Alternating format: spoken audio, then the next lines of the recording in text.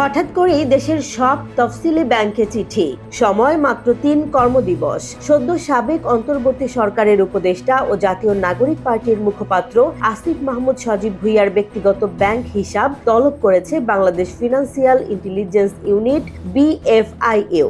অভিযোগ, সম্পদ বিবরণী ও রাজনৈতিক বিতর্ক, সব মিলিয়ে নতুন করে আলোচনায় এই নাম।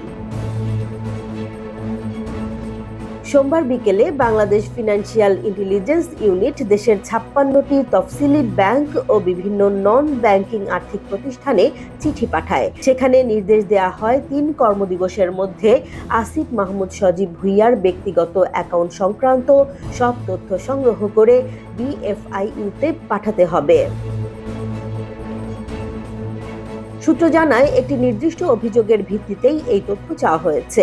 এর আগে দুর্নীতি দমন কমিশনে আসিফ মাহমুদের বিরুদ্ধে অভিযোগ দাখিল করেন একজন ব্যক্তি।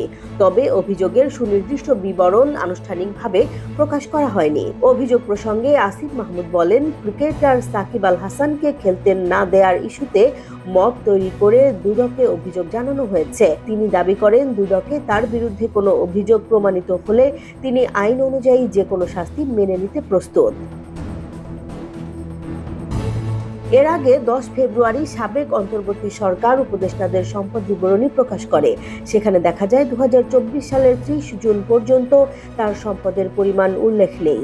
তবে 2024 থেকে 2025 সালের 30 জুন পর্যন্ত আর্থিক সম্পদের পরিমাণ দেখানো হয়েছে 14,24,714 টাকা। অআর্থিক সম্পদ 1,10,000 টাকা।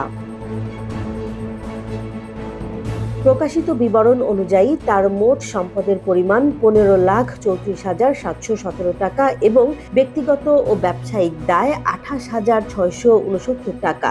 উপদেষ্টা থাকাকালীন দেশের বাইরে তার কোনো সম্পদ নেই বলেও উল্লেখ করা হয়েছে। তবে 2023-24 অর্থবছরে তার TIN সনদ না থাকার বিষয়টি সম্পদ বিবরণীতে উল্লেখ ছিল।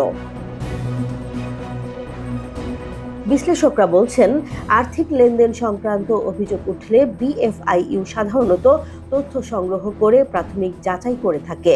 এই প্রক্রিয়া তদন্তের অংশ হলেও এটি দোষ প্রমাণের সমতুল্য নয়। সংশ্লিষ্ট কর্তৃপক্ষের পরবর্তী পদক্ষেপের ওপর নির্ভর করবে পরিস্থিতির গতিপথ।